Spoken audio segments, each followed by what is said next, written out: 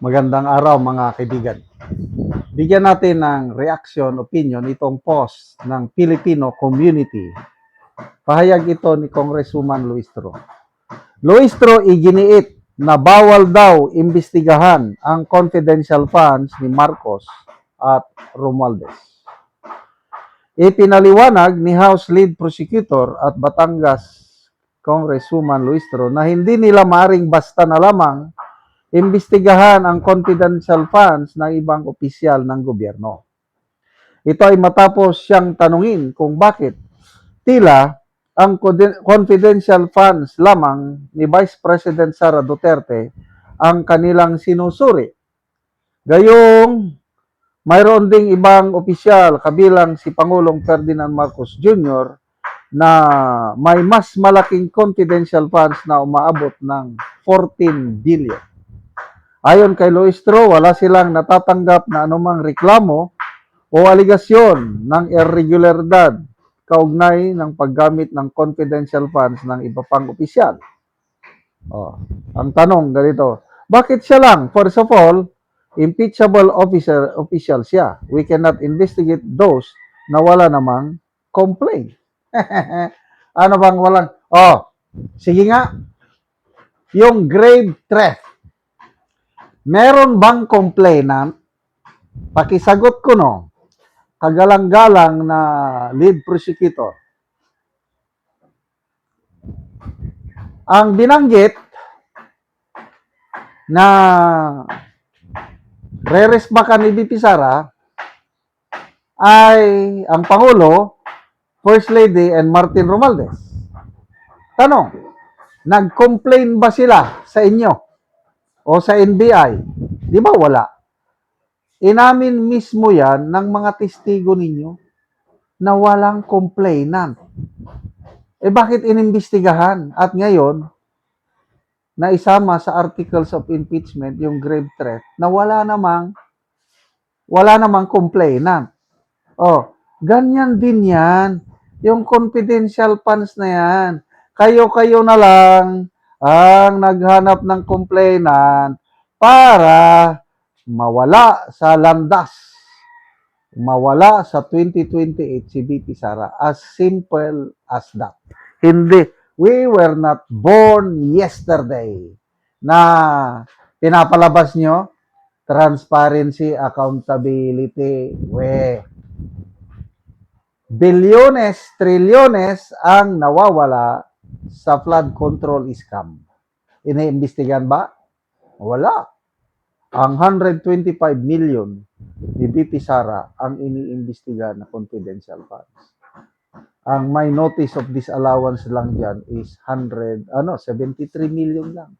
All the rest, unqualified, unmodified opinion, ang evaluation ng COA, the highest rating. Tapos, kayo ang nag-iimbestiga? So, this is more, sa tingin ko, tingin ng nakakarami, this is more of a political persecution, political agenda. Dahil takot kayo na maging presidente si BP Sara sa 2028. Tingnan natin ang reaksyon ng taong bayan para sana makita nyo ito. 122,000 ang nag-react. 103,000 ang tumatawa, 15,000 ang galit, 2,500 lang ang nag-like. So, 98% po, Honorable Luistro, tinatawanan kayo, galit sila ang taong bayan sa inyo. 2% lang ang naniniwala sa inyo. Ganyan kayo pagkatalo ninyo sa Court of Public Opinion. Mas marami ang taong bayan hindi na naniniwala sa inyo. JB Det, sabi niya, na ano na to si Madam. Bakit bawal? Anong dahilan? Sa BP, pwede? What you sow, what you reap. No one is above the law, Luistro. Pagtarong dia. Remember, Luistro, no man is above the law. What a common sense, attorney ka pa naman. Halatang halata na at obvious pa. Ilang maleta natanggap niya? Meron palang above the people and above the law. Show the law why it's prohibited. Nang dahil kay speaker? Oh, sabi ni Attorney Roy Naguanson,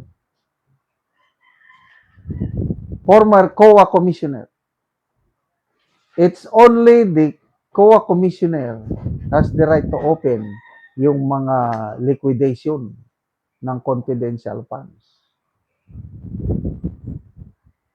Kami sa military, gumagamit din kami niyan. Ako as a commander, yung intelligence or confidential funds, ipaubaya ko lang sa intelligence officer, bahala na siya kung anong gagawin niya. It's a matter of trust. Nagsasubmit ng resibo, pinapatanggap. Kailang ang nakalagay na pangalan doon sa resibo, hindi yung tunay na pangalan, puros alias.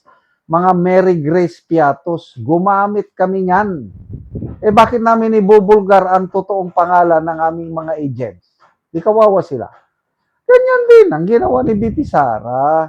Normal yan sa intelligence community yung gumagamit ng Mary Grace Piatos. Kilala ko si Brigadier General Carlos Kita.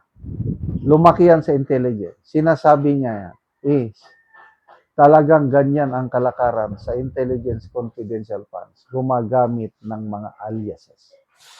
So, itong mga kongresistang ito, hindi na nila wala silang karanasan sa paggamit ng confidential funds.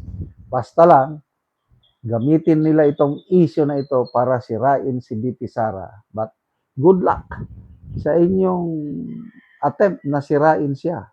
O, sino ngayon ang may negative ratings? Di ba ang inyong Pangulo? Negative 27 na siya sa pinaka-latest na survey. Mary C. Gaba.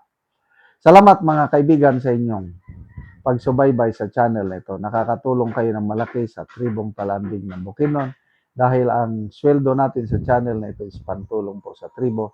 Namimigay tayo ng libreng yero at pako para makapagpatayo naman sila ng mas maayos na tirahan. Panoorin niyo ang video na ito.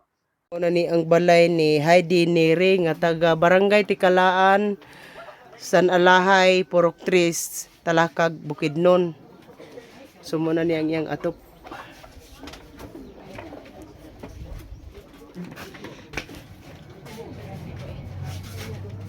So mga dagko na gyud og buslot.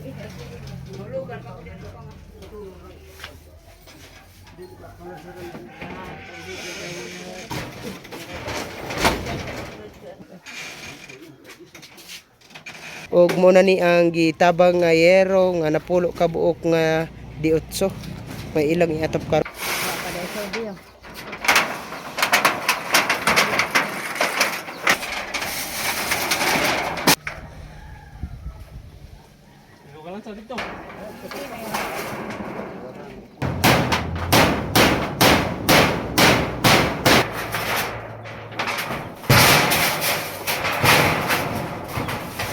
Karon man nagid sa pag-atop ang balay ni Ante. So natupan na gyud ang ilang balay. Salamat sa Ginoo nga tabangan mi og sin kay among giatop diri sa among sulod ug sa among kusina. Salamat kaayo gyud sa tanan nga nagtabang. Oo, so ang napulo ka buok nga yero Ante nga gitabang sa inyo para sa inyong sulod og sa inyong kusina giduhan ninyo kabahin. Oo. Kay kuha na gid among abuhan og diri pud sa among sala. Dinhi sa inyong higdaanan. Oo. Oo, dadabi Ante kung mag-ulan, wag unsa man lang mo kung mag-ulan dinhi sa inyong higdaanan. Amo na lang pang saluran diri mga balde lang sana. So pila na dayto Ante katuig ang inyong balay nga ang inyong atop nga gipulihan karon sa gitabang nga yero? 8 na to katuig. Ang nipis pagid kaayo. 8 na to katuig. Oo. So karon pa gid napulihan. Ngano man Ante sulod sa 8 katuig wala gid mo nagapalit og yero nga inyong ikapuli?